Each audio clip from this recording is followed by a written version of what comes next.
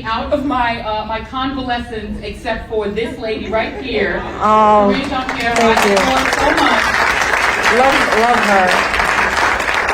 So, Karine, I'm just going to jump right in. We're going to do about 20 minutes of us, and then we're going to give you guys an opportunity to ask questions. Ask all the questions you want before you go and buy that book. Be in a bookstore. Right. Okay, that's what it's about. Let's keep on focused. So Karine, I love your story, both in the way that you presented in the book, but also just your story, period. As a fellow child of immigrants, you're a little girl from Martinique. Yes. Look that up. It's France. It's France. It's France.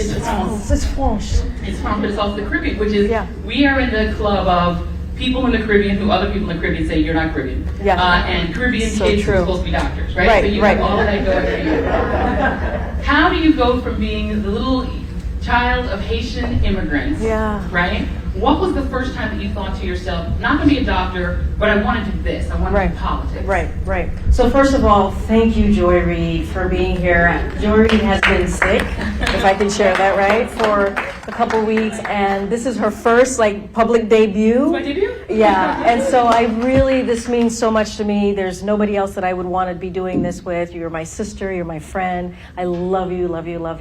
I want to thank Barnes & Noble for having us here this evening. Thank you all for coming. I know it's getting a little cold out there, so thank you from the bottom of my heart. This is my first book, and it's been very, it's been something. So I want to just thank you guys. My mom is here, so I want to say hello to my mom. My sister is here. My nephew is here. And I see a lot of old friends. Thank you guys for coming. And also want to thank HarperCollins, Harlequin for being here and just for helping me through this process. I see Peter and Laura and Justine and just so many wonderful people who got me to this space. But to get to your question, Joy, I just wanted to make sure I did my thank yous. Wow, I cannot wait for you to read this book because it is incredibly personal. It is raw. It is honest. I share a lot of things that were very difficult to share, but I wanted people to know that if you are going through a hardship or a hard time, that there is a way out and you can get to the other side of things. So that is one of the biggest parts of this book for me, and it's also dedicated. And I thought about this. This was something that I really wanted to make sure I got this right, who I dedicated the book to. And I could have gone with my mom, my daughter, my partner. I didn't do that. I love them all. But I wanted to dedicate it to people who have ever been told no, that I hope that this book motivates them and inspires them. And that really goes into your question, Joy, because I was a really shy kid growing up, and I'm pretty much kind of shy now. I know it doesn't seem like it, but I am very introverted, very private. It takes a lot to pull me out and to even do many of the things that you all see me do. And so growing up in an immigrant family, some of you may know the story. Joy was alluding to it. When we came here, my parents came for what many immigrants come here for, which is the American dream, kind of like the elusive American dream, wanting a better life for yourself, for your family, for your kids. And so when we came here, my mom believed that, and my dad believed that the way success is either being a doctor, a lawyer, engineer. And that was what was instilled in us at a very young age.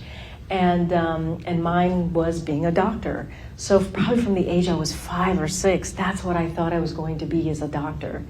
And so I grew up with that mentality for a really long time, and then kind of hit a wall and realized this wasn't going to happen for me. And there's a lot more details in the book. Goes into a lot more details. But just for the quick overview, so I promised my parents that I was going to continue my education, and because education was incredibly important to them. And so I went to grad school. And even in grad school, I wasn't really sure what I was going to do. And I have some of my grad school Columbia SEPA friends over there. And And I went in and I wasn't sure, but I was in a Master's of Public Administration program. And during that time, I got mentors. David Dinkins is a mentor of mine. There was Professor Esther Fuchs. They're both in the book, mentors of mine. And then I had this amazing trip of going to Haiti for the first time. I'm an immigrant, but like Joy said, I was born in Martinique. Both my parents were born in Haiti. And when I went to Haiti for the first time, which my mom hated, which I write about in the book, there's a whole story about my mom and anyway, and it really turned my life around, because I realized that I wanted to make a difference, and I wanted to help my people, if you will. And it was also a period when I really started to love and understand the history of Haiti and the importance, and how, it was the first Black Republic in 1804, and I just learned about, Dessalines and all of these amazing Toussaint Louverture, and it really developed a lot of pride. And so it was a very important moment in my mid-20s. And so that's when I decided, okay, well, what can I do? How can I change policies and get involved in changing legislation, or creating legislation, I should say, and that's how I got into politics. But it wasn't a linear path. It wasn't not a direct path at all. It was very much a kind of learning myself, growing into myself, getting confidence of who I am, and it happened. It kind of presented itself in a way, and I had really wonderful mentors around me that helped me guide me there. And if you want to read a passage, please feel free to leaf through and find a Okay. passage you'd like to read. Yeah. And so while you're thinking about what passage you want to read from the book, in this era, we know that you and I are kind of living through it together on television, which is fun. Right.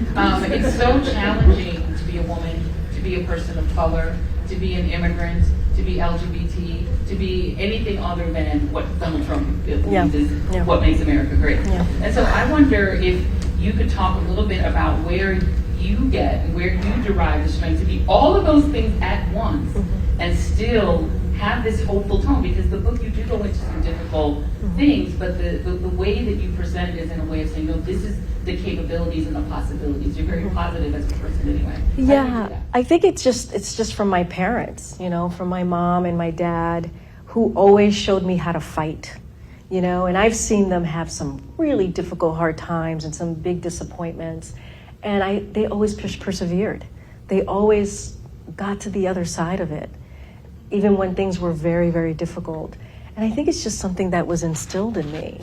And that's the only thing that I can say. I think it's like part of my DNA and part of the foundation that I had at a very young age.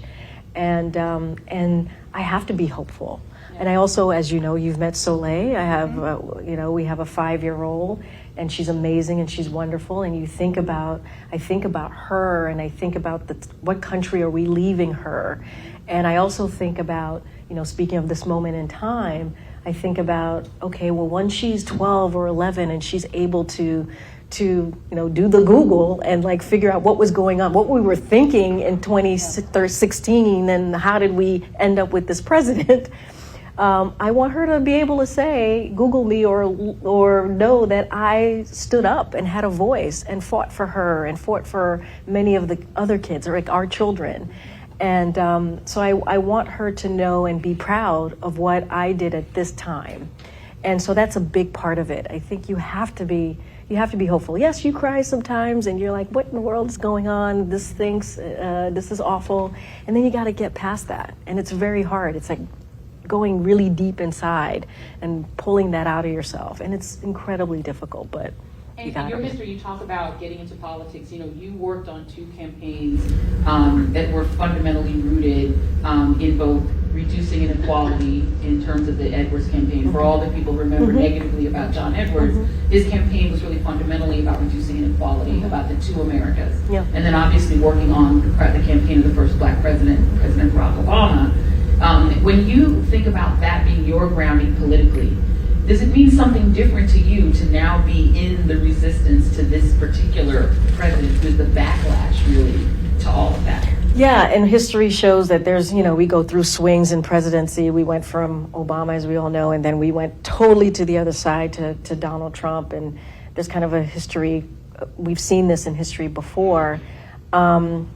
Yeah, it is really interesting because I've thought about this. I've thought about how I've been in government. I've kind of been inside of kind of the structure, right? Kind of like, oh, I'm the part of creating policy and and legislation, and now to be on the outside, being that resistant, it is different. It is very different because when I was in the government, I was behind the scenes, right? You're behind the scenes. You're not supposed to be part of the news. You're supposed to be, helping your candidate or the person that you work for lift up their platform and being part of the resistance. Now I'm in front of the camera. I'm hoping to put a message out there that resonates for people. I'm hoping to give people a voice, and it is very, very different, and it's challenged me. Like I said, I feel like I'm very introverted. I'm a very private person, but I've been put out in the forefront because of the moment that we're in right now, and it is very different. And it's sometimes I kind of shake my head and I'm like, wow, I can't believe I'm here. I'm doing this. And the book is part of that. The book is part of the resistance. Another part of the book is, how do people get politically involved? What is it that you do to have a voice? How do you get to that space? And so that's really part of the book. I see Susan Taylor, and I have to say hello to my dear friend, Susan Taylor. I love you so much, Susan. Thanks for coming. Kefra, love you too, Kefra. I'm just going to applaud Susan Taylor. You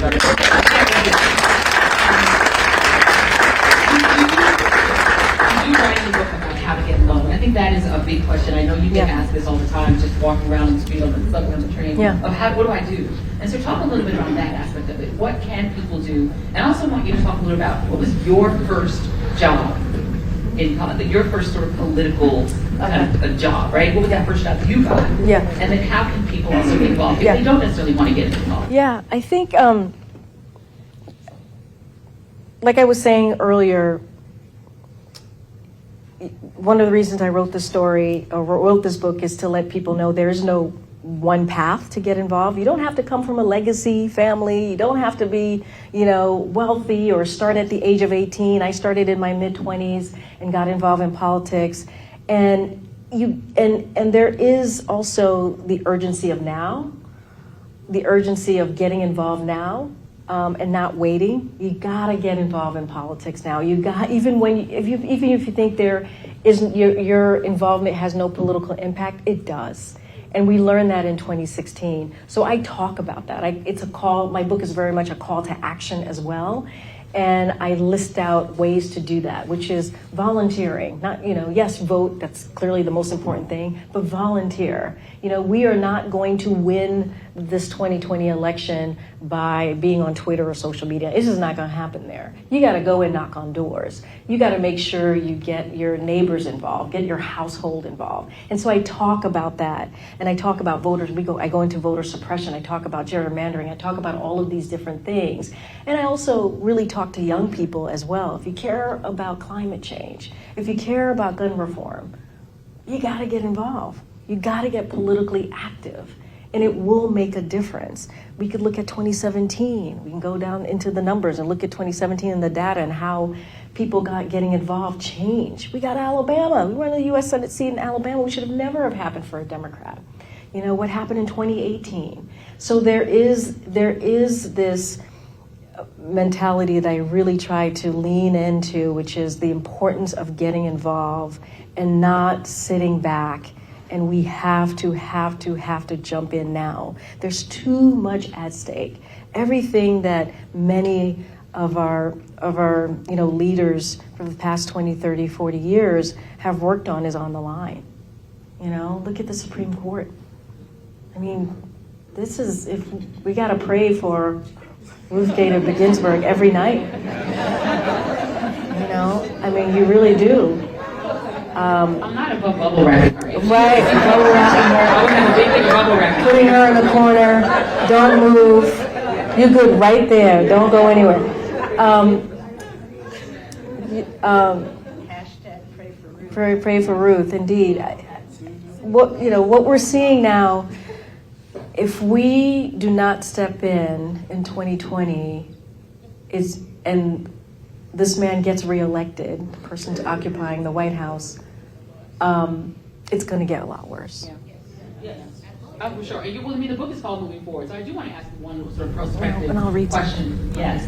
And then I'm going to let you read a passage from it. What do you, when you think 10 years down the road, of when if you can project where you think we'll be, I mean, given what we've gone through and what we've been through, and let's assume that he's not reelected, he's not there. What do you think is left? What do you think, what will there be pieces left to pick up, and how will we do it? So I have asked folks like John Brennan, folks who have been in the intelligence community for a long time and have done foreign policy, have done clearly domestic security, and I said to them, I've asked them, will our democracy hold after him?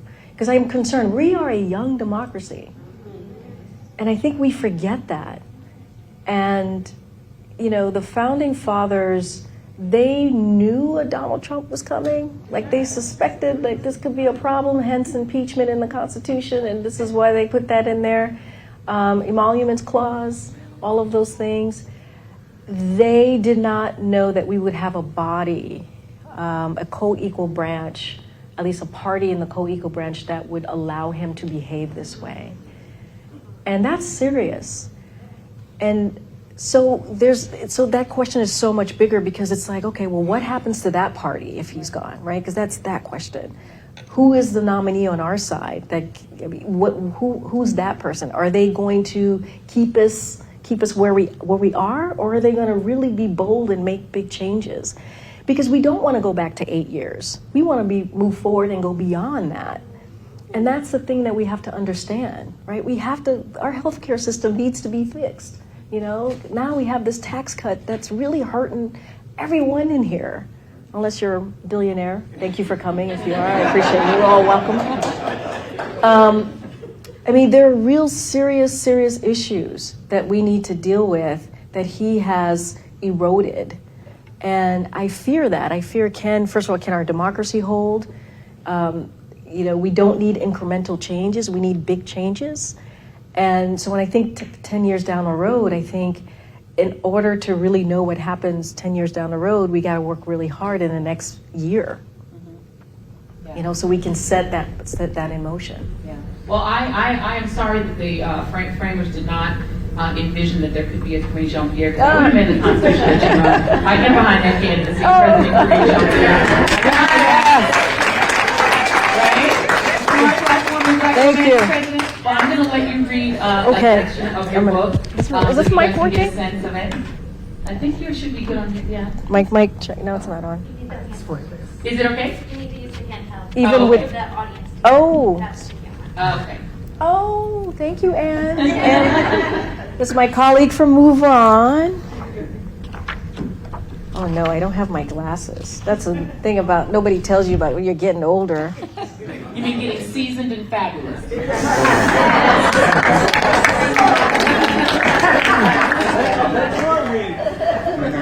Can't see. No, I'll make do. I'm still at that stage where I'm like, I don't need glasses. I'm okay. Okay, so this is the introduction. I'll read a few pages from here. Introduction, coming to America. I carry something special in my wallet. My cousin, Jean-Pierre, gave it to me before my first day working for President Barack Obama in the White House. Remember this? He asked as he handed me an old snapshot, the corners creased, the colors washed away. I gasped. I had forgotten the trip our extended family, me and my cousins, had taken to Washington, D.C. in the summer of 1982. There we were, seated on the base of the railing in front of the south lawn of the White House, with the Truman balcony in the far background. Jeanette gave me the photo to remind me of the pride my family takes in my success, of all the people in the Haitian American community I carry on my shoulders. I kept that photo with me from then on. Every day when I got money out of the wallet for a cup of tea or a bagel at the cafeteria in the Eisenhower Executive Office building in Washington, D.C., I couldn't help but glance at that image of that timid, skinny young girl sandwiched between my much older cousin. Back then, I was so shy that the nuns who taught kindergarten at my Catholic school called my mother in to say they were worried about me She doesn't play with other children, one said. She just keeps to herself. Over the years, I've worked hard to overcome that. You've made us all proud, Jeanette told me. Code for how unlikely it was, inconceivable, really, that anyone from our family could get to the White House. My Haitian American father and mother, a New York City taxi driver and a home health care aide, didn't closely follow American politics. They were more likely to discuss the dictatorship dynasty of Francis Papa Doc Duvalier and his son, Jean-Claude Baby Doc Duvalier, who ruled Haiti from 1957 to 1986, than any American president. Like many immigrants, they came here to find a better life for their children. I was proof that their struggle had been worth it. As an openly gay woman of color, I have also had my own struggles entering the world of politics, which even now can feel like a boys' club. Despite the record number of women who ran and won in 2018 US midterm elections, women occupy less than 23% of the seats in Congress, even though more than half of the population is women. But when I was at the White House, I was usually too busy to think about how I had gone from being that meek schoolgirl with braids to the confident woman in a crisp-tailored pantsuit who worked as Obama's regional political director in the Office of Political Affairs. I was the eyes and ears of the President of the United States in 12 northeastern states, from Maryland to Maine. The Political Affairs wing has 3 offices in the corner of the first floor of the EEOB, the Eisenhower Executive Office Building. It's a beautiful historic building close to the White House West Wing. The West Wing is home to the Oval Office where the US President works. The first time I flashed my security clearance badge to the sharply dressed Marine standing guard in the double door entrance and walked into the West Wing, I remember looking around and thinking, this is so small. It looks so much bigger on TV. As a campaign operative for Senator John Edwards in 2007 and 2008, I binge watched the NBC 1999 to 2006 TV series starring Martin Sheen as fictional American president named Bartlett. Still, it's hard not to be awed. I also felt a constant sense of responsibility because I was a Black woman working for the first Black American president. When you work at the White House, whether it's for a Democrat or Republican, you have to put in 12 to 15 work-hour days or more.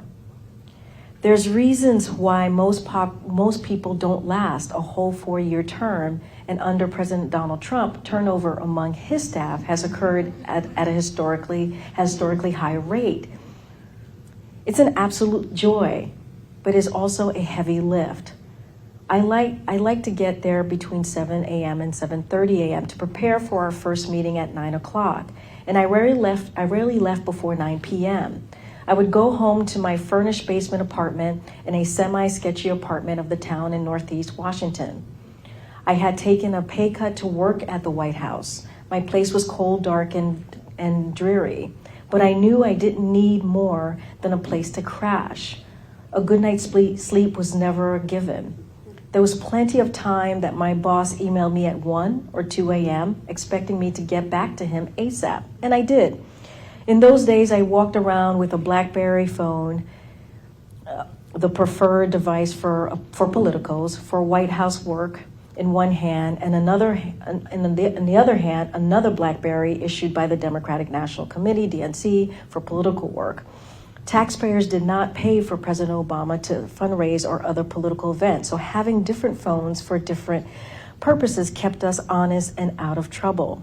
Because I was so intent on doing things the right way, I even carried a third phone, a personal one, in my pants pocket for calls and emails from my family and friends. This was not a requirement. I just wanted to be extra mindful. The stakes were too big to make a mistake. The pressure was high, but I was proud of my role and wouldn't hide it.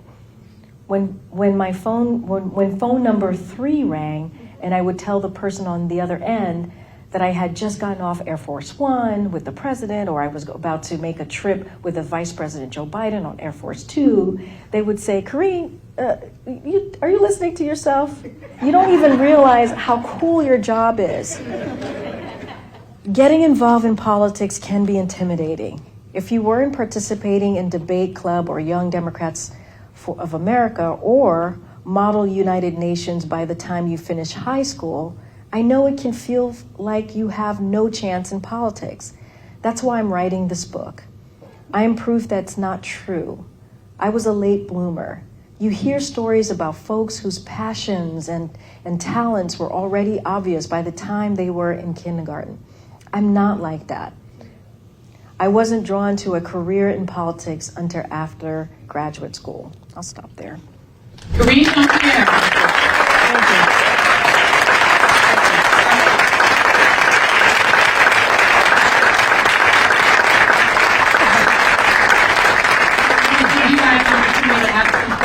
So raise your hands. Don't be shy. Don't be shy. Oh, There's a gentleman right there. Hi. Hey, good to see you.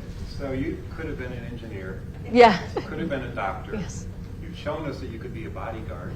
Oh, right. I think in your own special way, you are a doctor. You're helping us. You're American. Oh, wow. You asked- That's heavy. you What's your name? I'm Steve. Pleased to meet you. So you asked the question, can our democracy hold?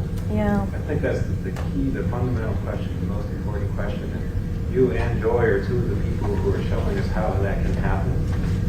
So my question for you is a little bit, I mean, we're very different. We come from different places. My family's been here a few generations. When you see a guy like me, and by the way, I'm an engineer, I'm not politically inclined. What would you prescribe for me? What's the thing that I can do that would fit in most with what you're doing? That's a great question. Well, move on. Enjoy, move on, become a member. We would definitely keep you involved in the work that we're doing. I would say become an ally. You know, there's a great book. I know we're selling my book, but there's a great book which talks about how to be an anti-racist. And it's just it's an incredibly smart book because you just said we're very different, right? And so it's an incredibly smart book for folks like yourself who want to be helpful, who want to, give a voice to causes that I'm fighting for, to causes that Joy is talking about on her show. And we need more allies, we need more people like you who look like you to really get into it with us, right? We're not that different, we just have different backgrounds. We have different backgrounds. No, I'm sure you're here tonight. That tells me a lot. You being here in this room with all of us tells me that, we must have there's something about me that draws you, or else you wouldn't have spent your Monday evening here. So I get that. But I think there is a question of how to get more people to come in and who are not a person of color, right? Who's not a woman, right? To really step into the trenches with us. And I think that's a really important thing. And I only mention that book because it goes through a life lesson for all of us, regardless of who you are, on how to really understand, things that people you don't understand or things you don't understand. And so that's why I came up with that book. But I know you're here because you must... I want to be an ally. You want to be an ally. There we go. Thank you. Thank you. I saw you this morning in the morning too. And as I was getting dressed to come here, you were on Nicole Watts. Which means you're still putting in 15, 16, 17, 18. You missed the Today Show. I was on Brian Lara, yeah. And you're making me feel very, very, you're so empathetic every time I see you on the show. And I campaigned for Mayor Fenty, who you would remember in D.C. Yep. I stood at Corns Walk. But I haven't been I made phone calls to Hillary, but I haven't been doing anything yet. And I'm sitting here listening to you, and I moved and I'm feeling, well, I have to start doing something. Yeah. Because I've done it before, but You're an expert, so you know. yeah. So thank you. Oh, you're very welcome. What's your name? Valerie. Oh, thank you, Miss Valerie. And I came here for love. Interesting. I like that. Hi, what's your name? Zoe. Hi, Zoe. So based on what you've seen, do you have hope for the upcoming election, or do you think it's going to take a little more time? I have hope. I think just to your, I definitely have hope. I'm concerned. I have serious concerns, but I have hope. I think the last 2-3 years has given me hope. And what I mean by that is the resistance and really people coming out. The Women's March was an amazing sight to behold. Joy and I were together when we saw what was happening, and we were shocked that so many women, and not just women, men, children, of all ages, came out with their hats and they marched and they wanted to be heard. And I think that was incredibly encouraging. I think when the Muslim ban happened and seeing folks just volunteer, and that was not organized, go to the airport and fighting for people whose rights were being taken away from them. And I thought that was such a powerful sight where people came together organically.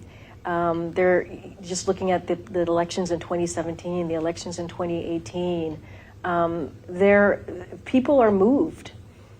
People are feeling what's happening right now, and I think just like myself and many others, thinking about their children and young people like yourself, right, and the country we want to leave for you, and making sure we leave a good example for all of you, for both of you, and all the other children who are here, to know that this is how you fight, and this is how you fight for other people. Because we are fighting not just for ourselves, but for others. Because I believe if you don't stand, how does it go? If you don't, it's not even it's not if you don't stand for something, but if it's more of like, if you don't stand for someone else, then who's going to stand for you, right? So it's a little different. So we have to stand for each other, right? So I think it's really important because we're all in this together and we can't leave anybody behind.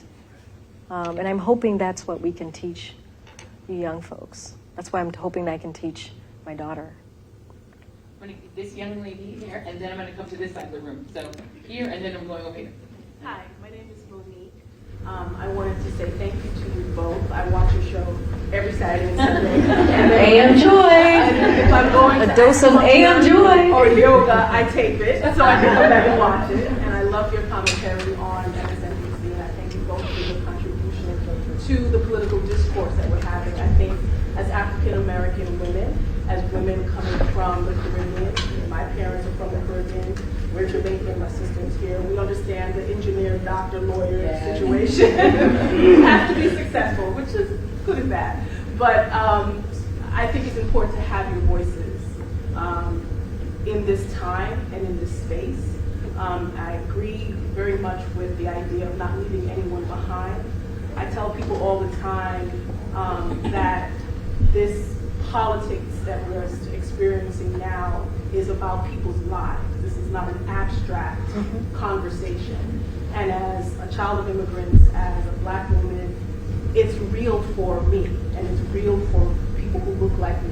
And so being involved and getting involved is incredibly important. I think drumming that out every time you speak, every time you have your show, is important to remember that it's not an abstract conversation and debate.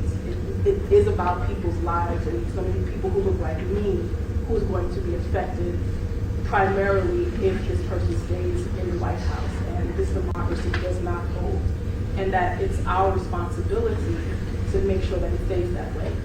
As a person of color, as a Black woman, I know that our lives would be greatly changed if our democracy does not. So I thank you for your voices. Thank you.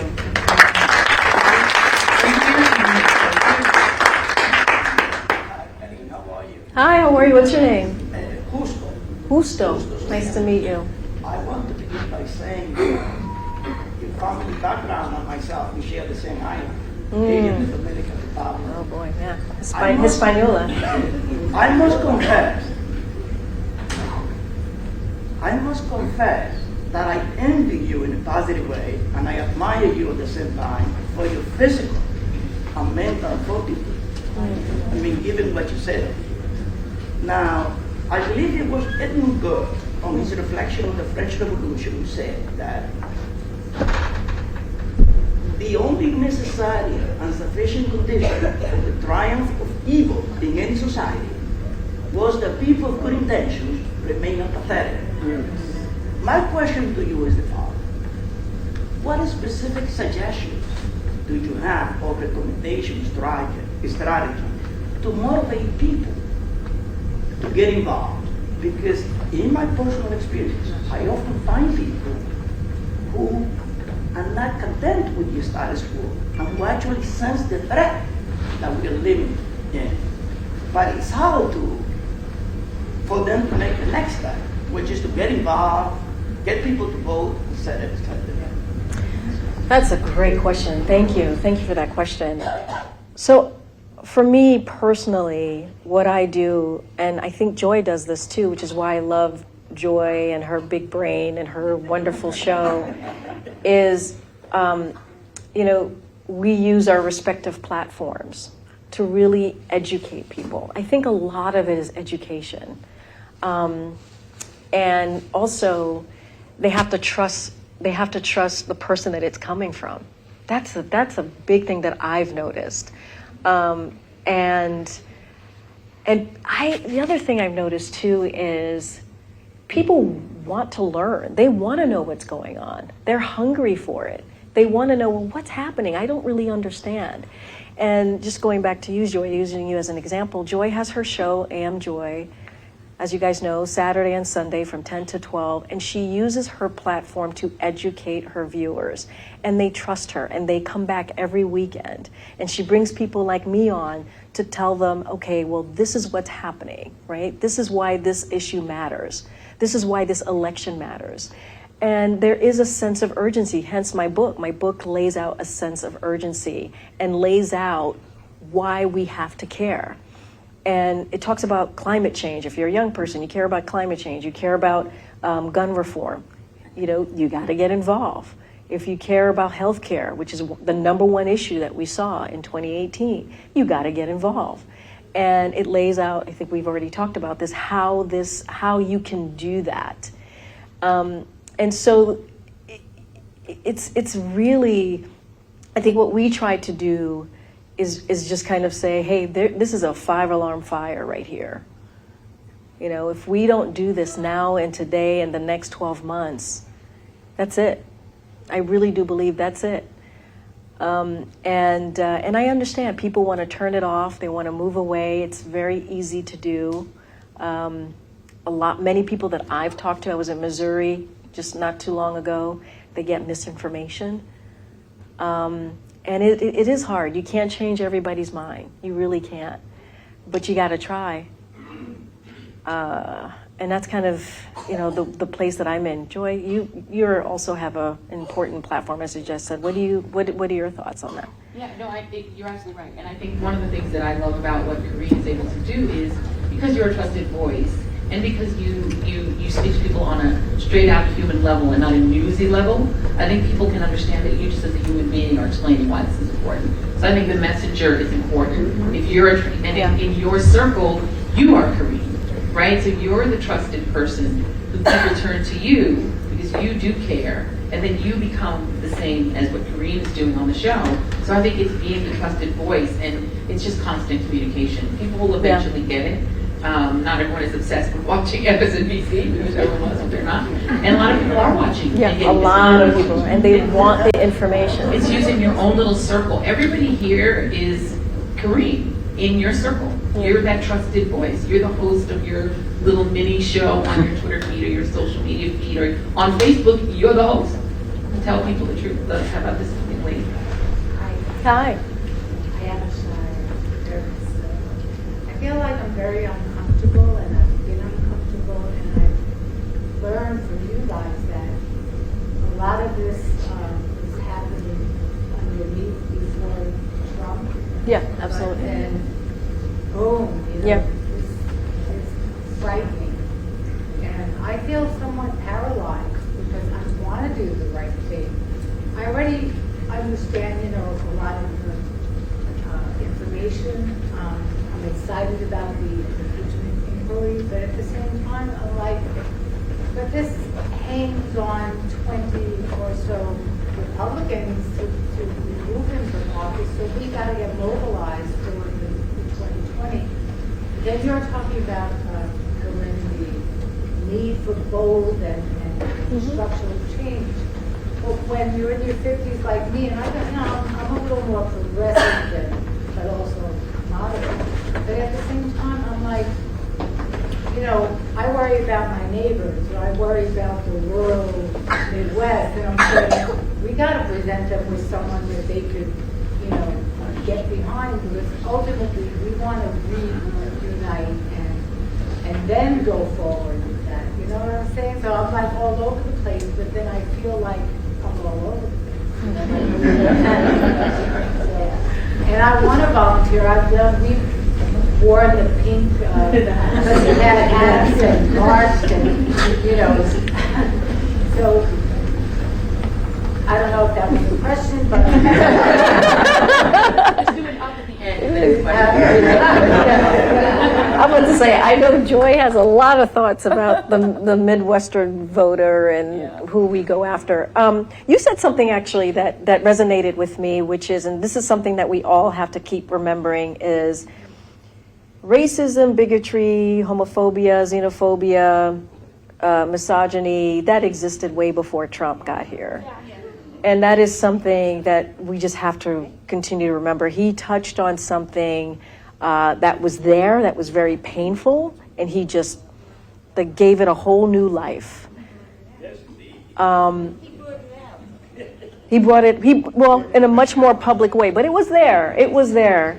And that is something that we always have to remember. It's not like all of a sudden we're, oh yeah, there's all these horrible isms. It's been there. All you got to do is work for President Barack Obama for 8 years or 1 year, and you see that a lot of that stuff has been there. And so you say that, and I think that's something that we just have to continue to remember. I understand being paralyzed. I get that. I get feeling like there's so much, and what do we do? What do we do? What do we do? We have to figure out how to get past it. We really, really do. And on impeachment inquiry, at the end of May, going into the summer, nobody thought impeachment was going to happen. Nobody thought we would be impeaching this president. Nobody. And I say that because, yeah, we're waiting on these 20 senators who, if it goes past the impeachment inquiry, the House votes it out, it goes into the hands of Mitch McConnell in the U.S. Senate, and now it's a trial, and we're trying to figure out what's going to happen. But we didn't even know there was going to be an impeachment. So I don't know what's going to happen in the Senate. I'm not saying we're going to get 20, but we may get 1 or 2, and that's a bipartisan, and I think that's good. And so I think this is going back to hopeful. We got to be hopeful, and we have to fight. They go hand in hand. Can't be one or the other. We can't stay paralyzed. And we just have to continue to talk to each other, right? Continue watching Joy on Saturday, Sunday. She'll give you some hope, and she'll give you some guidance with herself and all the smart people she brings on. But we have to figure out how to get past that. There's too much at stake. There really is too much at stake. Well, I wish I could have all of your questions answered. Oh, wow. You guys are going to have to ask them in person to Karine. Yes, it's time to sign. So, I can take 2 more questions? Okay. So I'm going to take 2 more questions. Okay, I'm going to go 1 here, because we neglected the side room so much. Go ahead. Hi, Naika. We met. I've said we've met. We met at the Haitian Readers Network brunch. Yeah. So good to see you again. Thank you, Zane. This is so inspiring to see a woman of my own background that has accomplished so much and will accomplish so much more. And how did you do this, the book? how proud of you of yourself? How long did it take you? How did it feel when this came in front of you? Oh, yeah. I'm very critical of myself. I was like,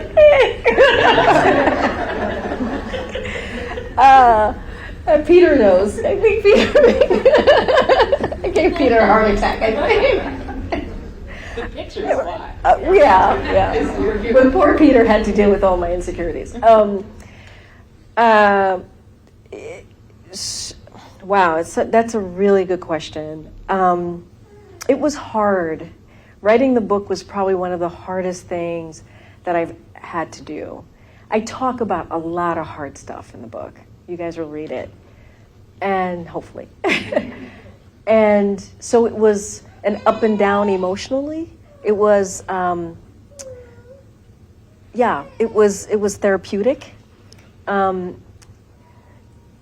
The book was, kind of 3 years in the process of me thinking of knowing that I wanted to write something, writing a proposal, shopping it around, Peter saying yes to the book, and giving me the opportunity to write it. And it took me a while to sit down and write the book. I think at this time last year, Peter was like, are we going to see anything? He's like, do you have anything? And I actually had written almost 20,000 words, and I wasn't ready to share it. And I started the first kind of draft manuscript of the book, if you can call it a manuscript, was my trip to Haiti. And I think that's what I sent you, Peter. And it did this really interesting thing where I talk about my trip to Haiti. I talk about my mom, how my mom felt about it. I talk about how my dad felt about it, which was they had very different feelings. And in the story of telling about my trip to Haiti, I start reminiscing. I go off in one direction and talk about something else and bring it back to the story of Haiti. And so it was a great process for me. But when it was done, very, very draft, it took me months before I sent it to Peter. And then Peter read it, and you can ask him what he thought. But and then it just went from there. And then it just we kind of broke up the different stories and put it in different chapters. And I had editors, I had people like Peter helping me through and pulling stuff out of me. It's a lot of like, oh, can you draw more on this? And you're like, I can't draw any more on this. I just gave it to you. But it's like going deep inside and trying to tell a story in a way that a stranger's going to read it. And so they're not going to know what you're talking about. They're not going to know. So you have to describe it for them. You have to open it up. It's like being a storyteller in this kind of really beautiful, very mind-melding way. And so that was something that I learned. And so once that happened, it probably took about 6 to 8 months between the edits and the writing. And then this book was done in May of this year. It was done in May, and then a lot of edits, and then, so. This is a very beautiful topic. Oh, thank you. All right, I know there's a lot of questions, so what I'm going to do is, if I can have, I know you had one, can you guys all just quickly ask your questions? Yeah. And then Karine can answer them all as en masse. Oh. You want to do that? Because I know we only really have time for, how bad are we on time? We really only have one. Okay, so everybody make a very quick comment and question. Make it super quick. So I'm just going to go across. Good, my sister. Yes, very quickly. All right, well then I'm just going to say thank you because as a mom, Black parent, I panicked because my son was going to be doing American history this year. Mm-hmm. And I said, okay, Mom's going to teach you American history this summer.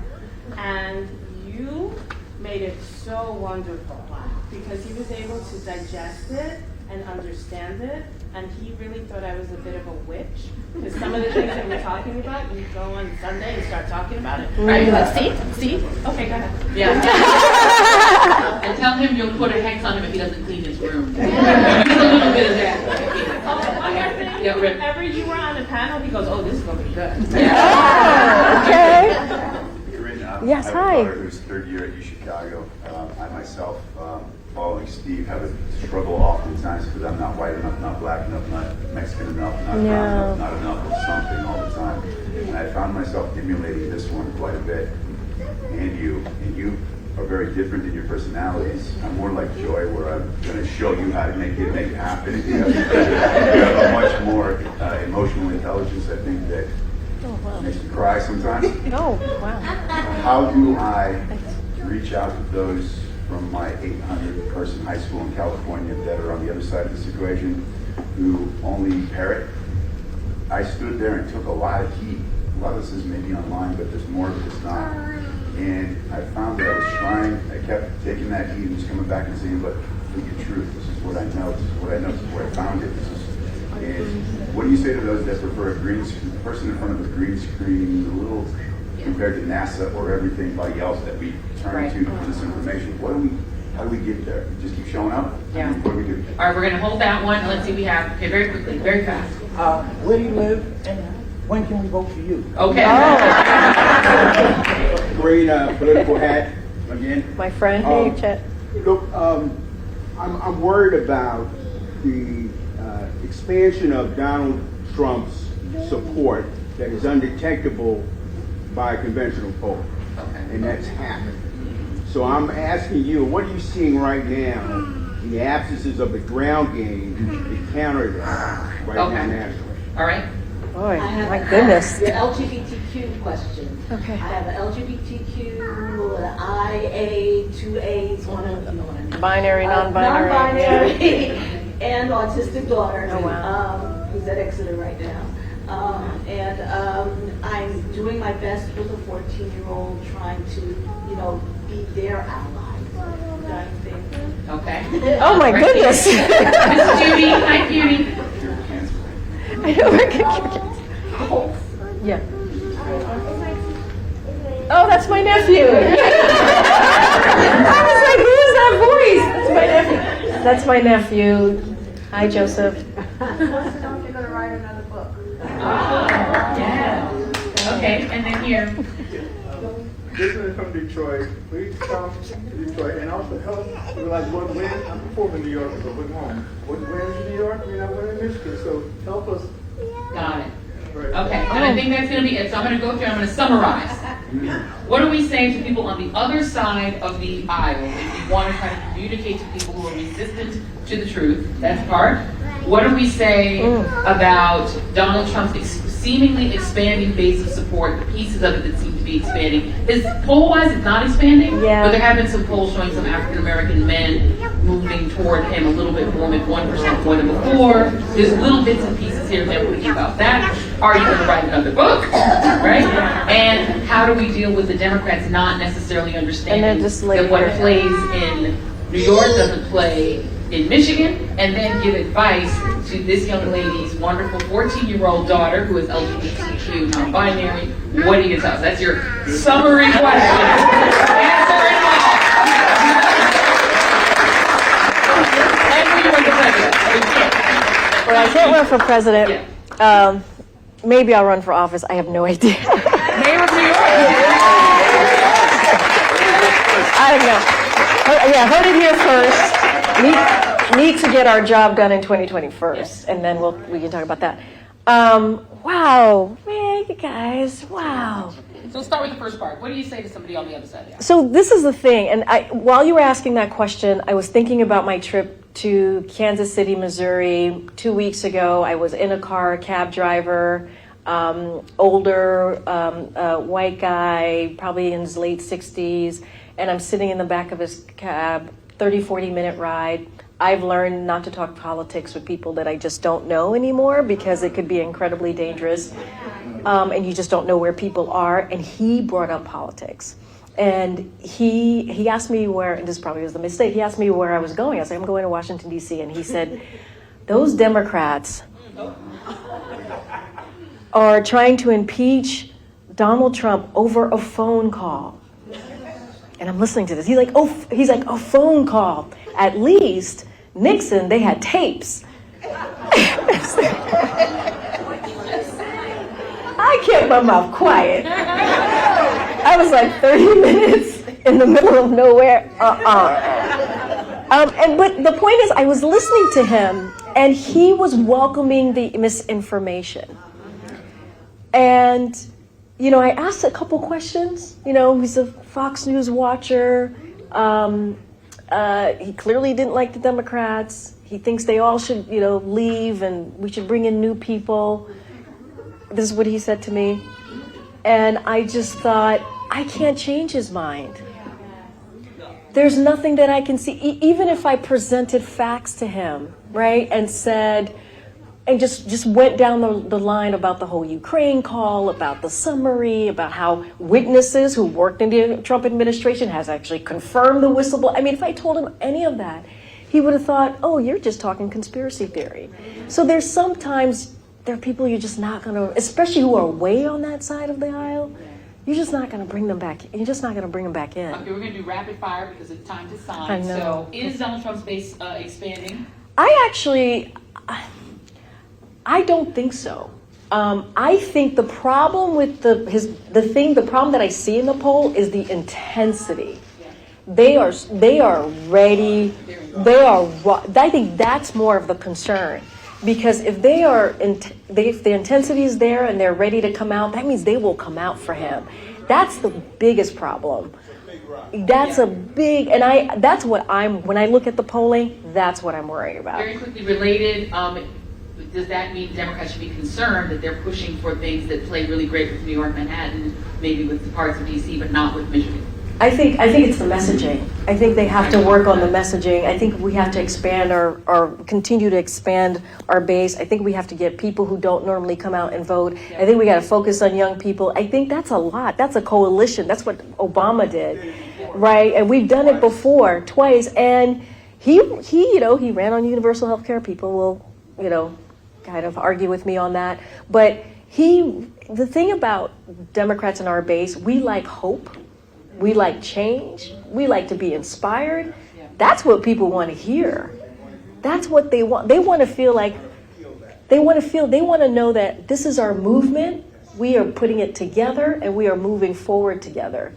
And right now, people want to get rid of at least on our side, they want to get rid of Donald Trump.